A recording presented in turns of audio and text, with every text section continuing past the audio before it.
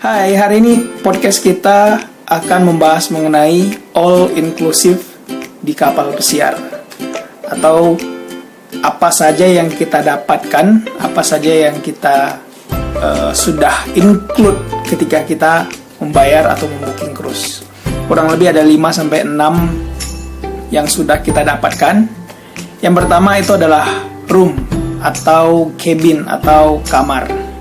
Jadi kita akan dapat kamar atau cabin sesuai dengan yang kita pilih.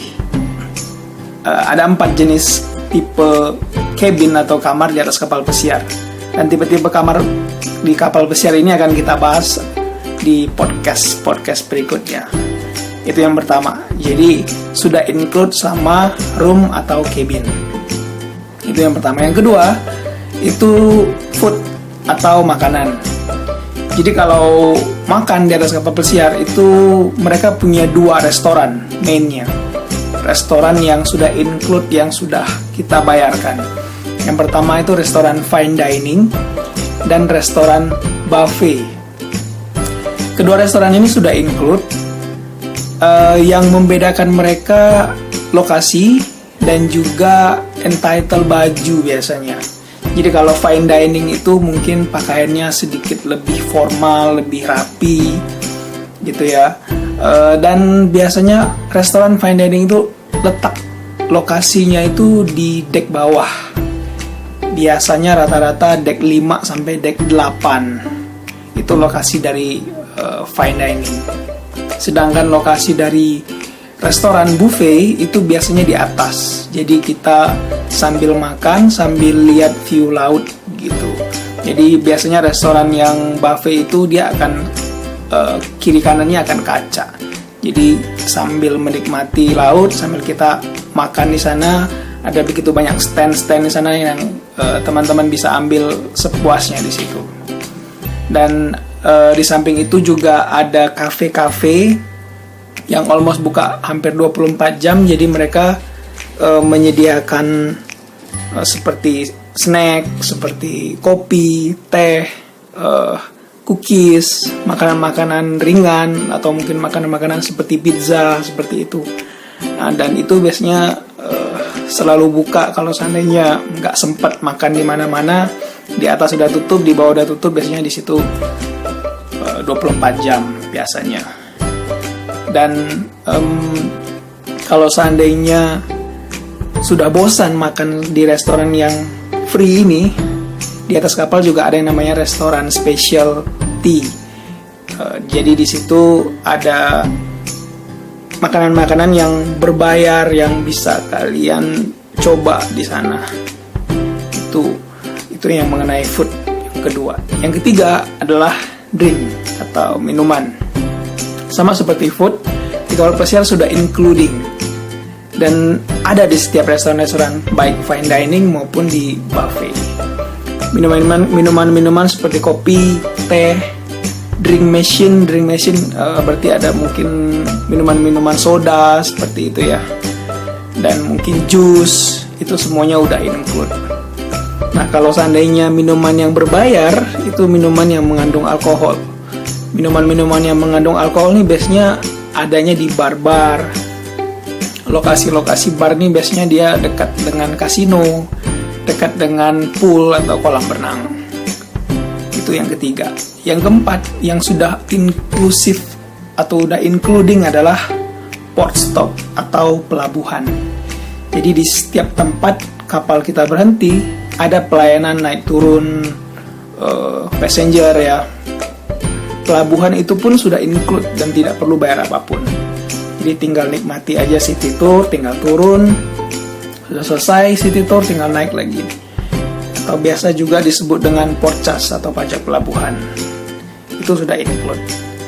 Yang kelima yaitu adalah facility and activity.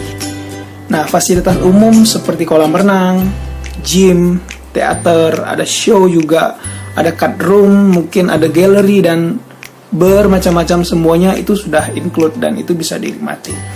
Ada lapangan olahraga seperti futsal, lapangan basket, lapangan mini golf, ada ruangan untuk board game, itu semuanya udah including ketika kita bayar sekali itu. Ada aktivitas atau acara di atas kapal yang kita bisa ikut, seperti mungkin ada menari di tengah-tengah main pool, ada kelas yoga, ada kelas kasino, ada kelas cooking, memasak, ada kelas pengen buat pasta atau dan lain-lain. Itu semuanya bisa teman-teman lihat di kertas di dalam kamar biasanya, atau beberapa cruise itu sebutnya cruise kompas, ada yang daily activity dan lain-lain. Untuk fasilitas yang berbayar, contohnya barbershop, tempat potong rambut, ada spa, ada tempat refleksi, biasanya itu yang berbayar gitu. Tapi di lain dari itu sudah free atau sudah include. Nah, yang terakhir adalah yang keenam, itu disebut dengan gratuity atau tipping, atau biaya untuk para kru kapal. Nah, tipping untuk para kru kapal ini untuk kru-kru yang melayani kita nih selama kita di kapal pesiar. Contoh, ketika kita keluar kamar, otomatis kamar kita akan dibereskan, akan diganti, mana yang udah kita pakai akan diganti, semuanya akan diperbaharui lagi, sama seperti pertama kali kita masuk. Jadi kita nggak perlu bayar tipping ke mereka lagi.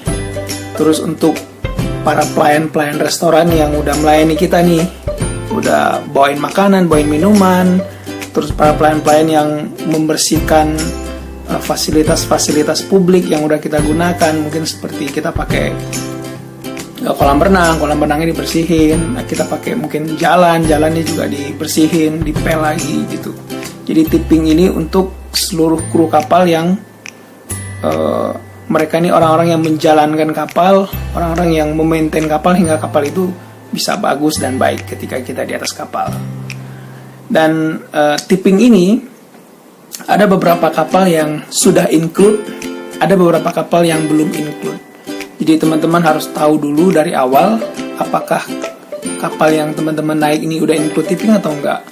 Kalau belum include tipping berarti harus ada ekstra yang harus dibayar ketika kita turun dari kapal. So, inilah kira-kira 5-6 kenapa kapal pesiar disebut all inclusive holiday. Jadi yang pertama tadi, kita dapat kamar, kita dapat makan, kita dapat minum, kita dapat fasilitas, dan yang terakhir kita dapat tipping, kayak kalau ada dibayar atau belum, itu harus tahu, sama port stop.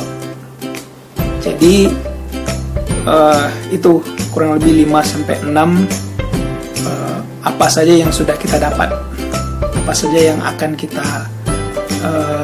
terima nanti ketika di atas kapal. Oke, selesai podcast hari ini tentang all inclusive atau apa saja yang kita dapat ketika di atas kapal. See you di podcast berikutnya.